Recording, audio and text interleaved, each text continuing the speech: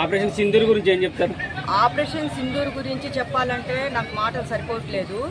నిజంగా కాశ్మీర్లో దాడులు జరిగినప్పుడు వాళ్ళు ఏమడిగారు, హిందువా ముస్లిమా అని చంపారు. ఆ సింధూరం ఉంది చూసారా, ఈరోజు ఆ సింధూరం పవర్ ఏంటో మన నరేంద్ర మోడీ గారు చూపించారు. ఆపరేషన్ సింధూర్ అని ఎందుకు పెట్టారంటే, పాపం ఇప్పుడు చనిపోయారు కదా, మ్యారేజ్ అయ్యి భర్తను కోల్పోయింది.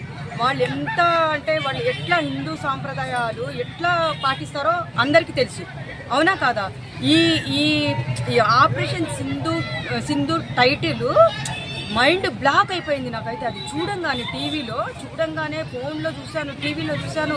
అసలు ఇంత పవరు నా కొడుకులకి, ఆ దరిద్రపు నా కొడుకులకి, ఆ టెర్రరిస్ట్ నా కొడుకులకి బొట్టు గురించి, సింధూరం గురించి దానికి ఎంత పవర్ ఉందో ఈరోజు వాళ్ళు చూశారు, అవునా కాదా? మొన్న నైట్ అర్ధరాత్రి 9 స్థావరాలు అంటే వాళ్ళు కేక్ కూడా వెయ్యకుండా, టైం ఇవ్వకుండా వాళ్ళని ధ్వంసం చేశారంటే ఆల్రెడీ తెలిసింది. వెన్నులో వణుకు అని చెప్పి మనం చెప్పుకున్నాం తమ్ముడు, అవునా కాదన్నా? వెన్నులో వణుకు ఎలా ఉంటుందో మన వాళ్ళు చూపిస్తారు అనుకున్నాము. ఇప్పుడు వెన్నులో కాదు, ఒళ్ళంతా వణుకుడమే. ఇంకొకరికి గన్ను పట్టుకొని షూట్ చేయాలంటే, అడిగి చంపాలంటే గన్ను కూడా పట్టుకోవడం చేత కాకుండా ఈరోజు ఆపరేషన్ ఎలా చేశారో సక్సెస్ అయిపోయింది. ఆ సింధూర్ గురించి చెప్పాలంటే, నా కొడుకులకి నిజంగా టెర్రరిస్ట్ నా కొడుకులకి దీని గురించి తెలుసుకోవాలి. హిందూ ముస్లిం కాదు, అక్కడ అందరూ ఒకటే, అందరు ఒంట్లో రక్తం ఉంటుంది, అవునా కాదా? అలాంటిది నువ్వు ఇంత దారుణంగా చంపావంటే, ఇది మాత్రము ట్రైలర్ మాత్రమే. ఇది టైటిల్, ఆపరేషన్ సింధూర్ అనేది టైటిల్ ఒకటి, ఇప్పుడు ట్రైలర్ ఒకటి చూపించారు. ఇంకా ముందుంది ముసళ్ళ పండగ వాళ్ళకి. ఏంటి, నా కొడుకులు ఇంకా ఎక్కడెక్కడ దాక్కున్నారో వాళ్ళందరికీ వెతికి మరి వాళ్ళకి ఇంకా అరవడానికి కూడా ఛాన్స్ ఇవ్వకుండా వాళ్ళ దేవుడైతే చాలా బాగా చూపిస్తున్నాడు. మేమైతే అందరం ఏమనుకున్నాము, అరే ఇది 1 రోజుతో కాదు, 2 రోజులతో కాదు, మనం మర్చిపోకూడదు అనుకునే లోపల మొన్న చూసారు కదా సంఘటన, ఎంత హ్యాపీగా ఫీల్ అయ్యామో. మేమైతే దీపావళి సామాన్ తీసుకొని వచ్చి కాల్చుకుందాము, చాలా డ్యాన్స్ చేద్దాం అనుకున్నాము, అంత సంతోషం వేసింది. కానీ ఒకవైపు బాధ ఏంటంటే, పాపం వాళ్ళు ఫ్యామిలీస్ని, తండ్రుల్ని పోగొట్టుకొని పిల్లలు అనాథలయ్యారు, పాపం భర్తల్ని పోగొట్టుకొని వాళ్ళు ఇట్లా అయిపోయారు. కానీ వాళ్ళకి వీర వనితలు, వాళ్ళు నిజంగా వాళ్ళు విధవలు కాదు, భర్త చనిపోయిన విధవలు కాదు, వీర వనితలు ఇప్పుడు సాధించారు వాళ్ళు.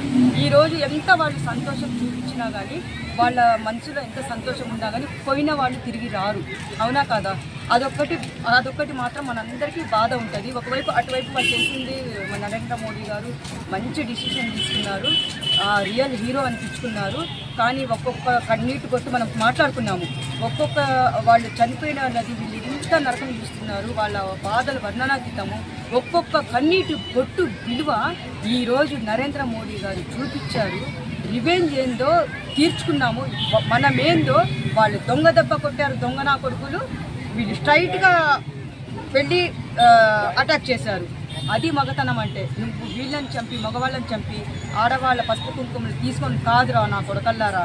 సింధూర్ అంటే ఎంత పవర్ ఉందో నా కొడుకులకి తెలియాలి, ఇప్పుడు తెలిసే ఉంటుంది. ఇద్దరు ఆడపిల్లలను పంపించి అటాక్ చేయించడం అసలు ఎలా అనిపిస్తుంది?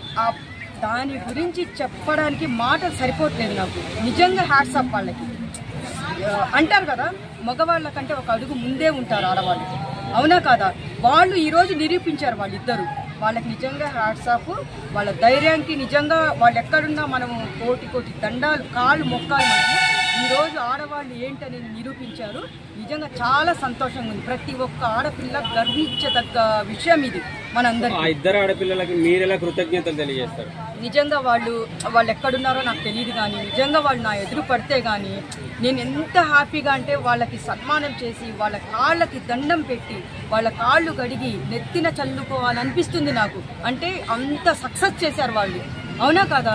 ఈరోజు ప్రతి ఒక్క ఇద్దరు ఆడవాళ్ళ గురించి మనం ఈరోజు ప్రతి ఒక్క ఆడపిల్ల మాట్లాడుకోవాలి.